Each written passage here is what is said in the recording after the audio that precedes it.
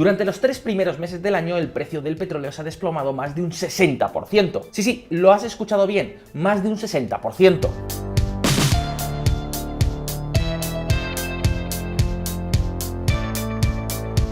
Para que os hagáis una idea, en el momento de preparar este vídeo, el precio del crudo se encuentra al nivel del año 2002. Y tal y como podéis sospechar, en todo esto ha tenido mucho que ver la crisis desatada por el SARS coronavirus 2, un virus que está convirtiendo buena parte de las calles del mundo en una especie de escenario de la película Soy Leyenda de Will Smith. En este preciso momento, en muchos países del mundo están en marcha cuarentenas obligatorias que están confinando a la población en sus casas, como es precisamente el caso de España, donde además, como todos seguro ya sabéis, restaurantes, bares, hoteles, comercios de todo tipo, muchas oficinas y fábricas están cerradas. Y evidentemente todo esto supone un duro golpe para la actividad económica. ¿Queréis algunos ejemplos? Atentos. El desempleo podría alcanzar el 30% en los Estados Unidos, según James Bullard, presidente de la Reserva Federal de San Luis. El impacto económico del coronavirus será severo, incluso tan malo como la gran recesión según el FMI. Volkswagen y Airbus detienen la producción europea en medio de una ola de cierres de fábricas. A medida que las empresas cierran plantas, los gobiernos comienzan a desplegar ayuda financiera para empresas y trabajadores.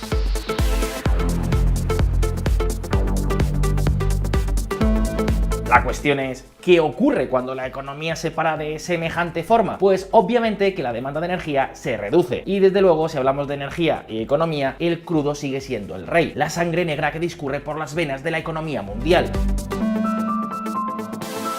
De tal forma que si, por ejemplo, los aviones apenas vuelan o el tráfico se desploma porque la gente está confinada en casa, pues evidentemente el consumo de petróleo se reduce. Y eso es exactamente lo que está ocurriendo.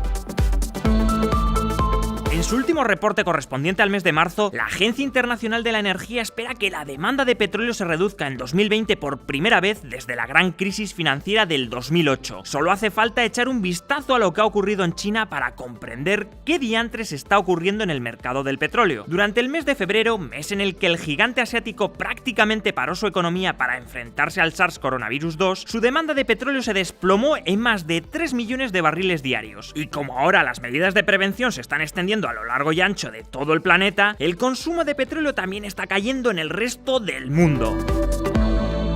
Y claro, es un simple sistema de oferta y demanda. Si la demanda cae y la oferta se mantiene, el precio se reduce. Ahora bien, un momento, ¿ya está? ¿Esto es lo que explica el castañazo que se ha pegado el precio del petróleo? Pues amigos, nada más lejos de la realidad. Aquí empieza una historia que tiene todos los atributos necesarios para convertirse en un bestseller mundial. Rusia, Arabia Saudita, la Casa Blanca y una pandemia mundial. ¿Habéis escuchado hablar de la nueva guerra del petróleo? Atentos.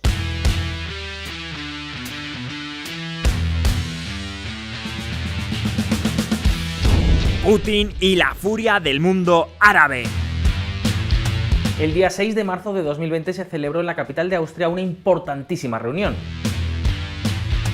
Para los que no lo sepáis, en Viena se encuentra la sede de la OPEP, el poderoso cártel del petróleo que aglutina a muchos de los mayores productores de crudo de todo el mundo. Una organización que durante los últimos 3 años ha trabajado mano a mano con Rusia para fijar sus niveles de producción de petróleo, o mejor dicho, para limitar la extracción y evitar así que un exceso de oferta hundiera los precios. Era lo que se conocía como la OPEP Plus. Pues bien, el caso es que ese día, el 6 de marzo, la OPEP le propuso a Rusia llevar a cabo de forma conjunta un nuevo recorte en la producción por un total de 1,5 millones de barriles para tratar así de estabilizar el precio ante el impacto del coronavirus. Sin embargo, amigos, en esta ocasión Rusia, de la mano de su ministro de Energía, Alexander Novak, dijo no, rechazó aceptar nuevos recortes y rompió su alianza petrolera con Arabia Saudita. Y ahí estalló todo. La contestación no se hizo esperar. Los sauditas tomaron la opción nuclear, en este caso, inundar el mercado con muchísimo más petróleo y petróleo mucho más barato. Tras el fracaso del acuerdo con Rusia, las autoridades sauditas anunciaron una nueva estrategia: incrementar un 25% su producción de petróleo hasta niveles nunca antes vistos, 12,5 millones de barriles de petróleo al día. Y no fueron los únicos. Poco tiempo después, la petrolera estatal de Emiratos, la Abu Dhabi National Company, dijo también que elevaría su producción hasta los 4 millones de barriles. Por su parte, Rusia tampoco se quedó al margen de esta especie de carrera y anunció que podía incrementar su producción en 500.000 de barriles más al día, más oferta y menos demanda. El lunes 9 de marzo el precio del petróleo sufrió una caída del 24%, el mayor desplome en un día en casi 30 años. Había dado comienzo la nueva guerra del petróleo.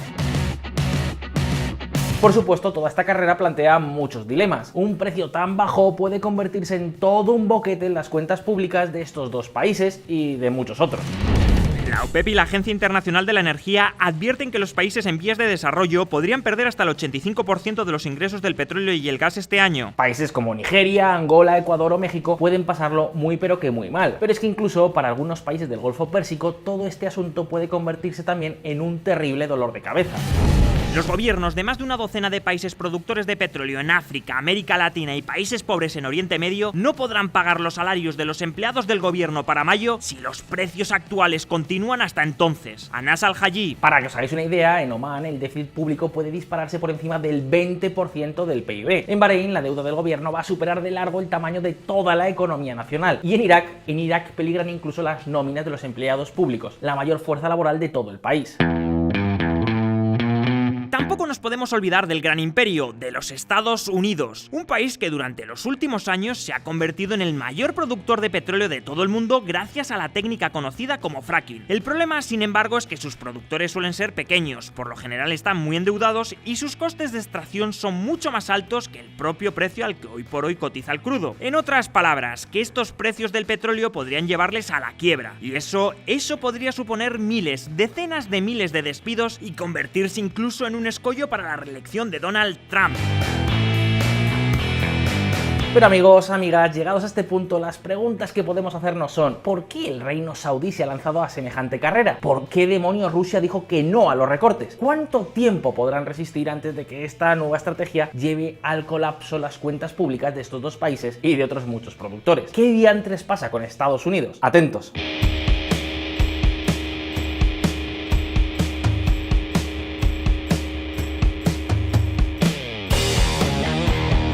Rusia y la capacidad de resistir.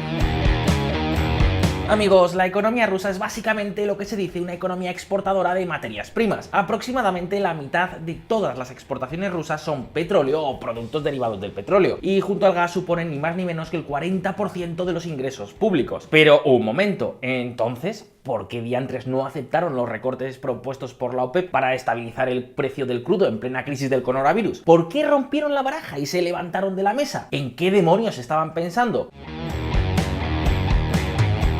Pues veréis, por un lado no son pocos los que defienden que todo este embrollo no es más que una especie de partida de póker entre rusos y árabes.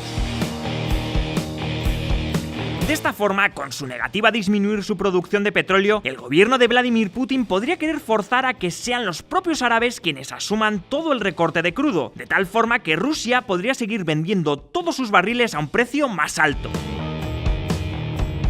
Sin embargo, más allá de esa posibilidad, lo cierto es que los grandes gerifaltes del petróleo ruso, como es por ejemplo el caso de Rosneft, la gran petrolera pública de Rusia, llevan tiempo pidiendo al Kremlin que suspenda sus acuerdos con la OPEP. ¿Por qué? Pues porque consideran que este tipo de acuerdos no tienen ningún sentido para los intereses rusos, que por un lado recortar la producción frena el desarrollo de nuevos campos petrolíferos, mientras que por otro supone regalar cuota de mercado a la industria del shale oil de los Estados Unidos.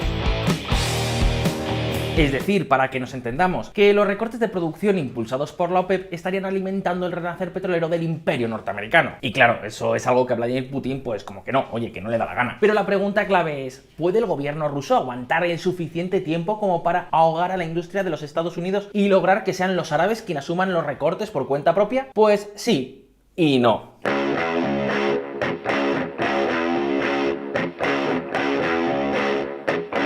Por un lado, el gobierno ruso apenas necesita poco más de $40 por barril para equilibrar su presupuesto. Esto dista mucho de los más de $80 que requiere el gobierno saudí. Además, durante los últimos años, el gobierno ruso ha acumulado cientos de miles de millones en reservas extranjeras que ahora podría utilizar para resistir durante bastante tiempo precios por debajo de los $30 el barril. Tiempo más que suficiente para ahogar a las empresas de fracking de los Estados Unidos y para obligar a Riad a tomar medidas. Sin embargo, por otro lado, no es menos cierto cierto que la economía rusa no crece, que los ingresos de los hogares son ahora más bajos que hace 8 años y que ahora la caída de los ingresos derivados del petróleo lo va a empeorar todo.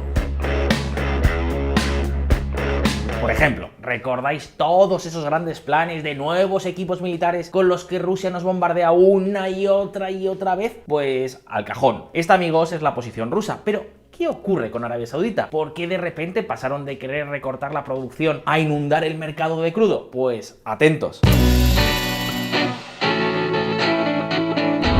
El plan B de Mohammed bin Salman. Amigos, no es la primera vez que Arabia Saudita utiliza la guerra de precios para tratar de castigar a sus rivales. El problema es que hasta ahora este tipo de estrategias siempre habían fracasado. En la década de los 80 utilizaron la guerra de precios para intentar hundir a los productores del Mar del Norte. Y hace apenas unos pocos años, en 2014, repitieron la jugada para tratar de expulsar del mercado a las empresas de fracking norteamericanas. No lo lograron. Para que os hagáis una idea de lo que estamos hablando, según datos de la Agencia Internacional de la Energía, esta estrategia le costó a los países de la OPEP más de 450.000 millones de dólares en tan solo los 2 años que estuvo en vigor. 450.000 millones. Pero ahora bien, un momento. Lo cierto es que últimamente algunas cosas han cambiado.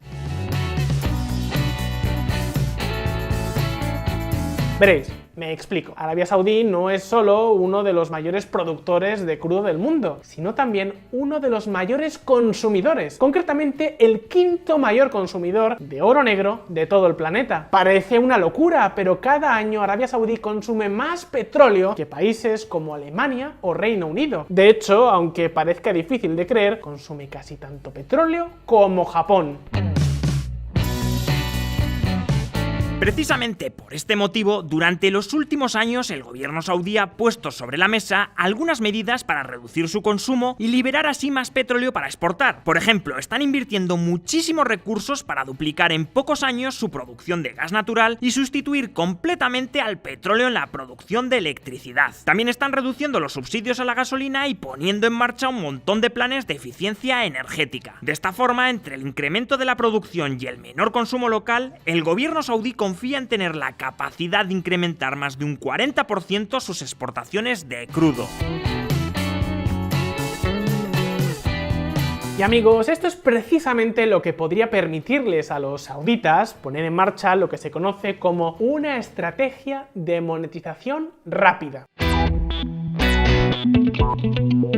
Es decir, aprovechar su ventaja en costes. Recordad que ya os hemos contado muchas veces aquí en VisualPolitik que Arabia Saudita tiene los menores costes de extracción del mundo, para incrementar su cuota de mercado y expulsar a muchos de sus competidores. De esta forma, la mayor cuota de mercado no solo podría compensar con creces los precios más bajos, logrando incrementar los ingresos del reino saudí, sino que estos precios más bajos contribuirían a ralentizar la llegada de tecnologías como el coche eléctrico. Es algo que en Riad llevan barajando desde hace años y que ahora el golpe en la mesa de Rusia podría haberles lanzado a este cambio de estrategia.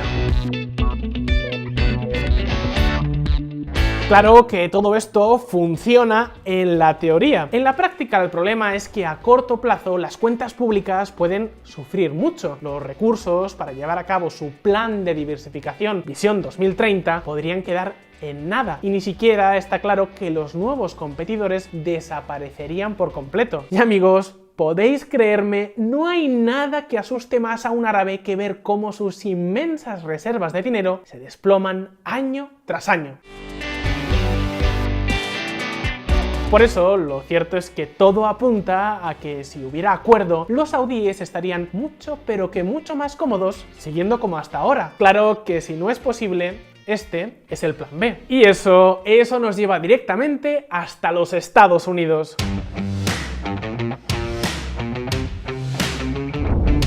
Contra las cuerdas. Durante los últimos años, los Estados Unidos han visto renacer su industria del petróleo, hasta el punto de convertirse de nuevo en el mayor productor mundial de oro negro, todo gracias al fracking.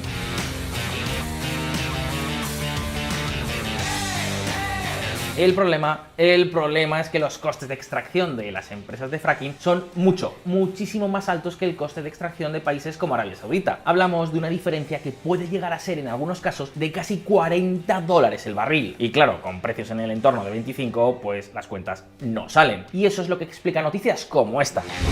7 de los perforadores más importantes de Texas recortan $7.600 millones sus presupuestos de inversión a medida que los precios del petróleo colapsan. Y esto es solo el comienzo. Y claro, la industria del petróleo se ha convertido en uno de los motores de la economía norteamericana. The golden era of American energy is now underway. De hecho, durante los últimos años ha sido responsable de la creación de decenas y decenas de miles de empleos y también de al menos el 10% de todo el crecimiento económico. Y ahora, por culpa de esta guerra, gran parte de toda esa inmensa riqueza está en peligro y con ella la propia reelección del presidente Trump.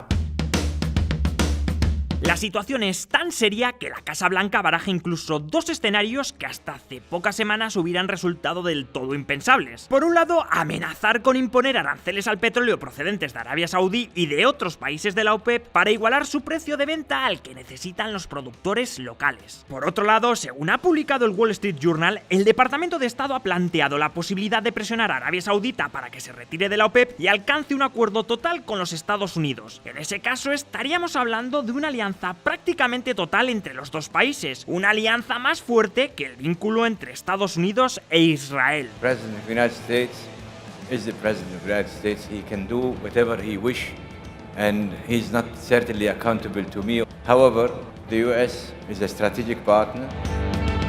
En fin, amigos, esta es la nueva guerra del petróleo que ha desatado la crisis del coronavirus. Una guerra que nos deja muchas preguntas. ¿Terminarán poniéndose de acuerdo Rusia y Arabia Saudita para que las aguas vuelvan a su cauce? ¿Estaremos viendo el inicio de una nueva era en el mundo de la energía? ¿Cuánto tiempo podrá resistir Arabia Saudita a unos precios del petróleo tan bajos? Ahí os dejamos las preguntas. Vuestras son las respuestas. Podéis compartirlas con todos nosotros en la sección de comentarios. Y por cierto, si queréis conocer más sobre el impacto económico que está teniendo el coronavirus, no os perdáis este vídeo que ha preparado Alberto junto a nuestros amigos de Value School. En fin, una vez más, muchas gracias por estar ahí. Un saludo y hasta la próxima.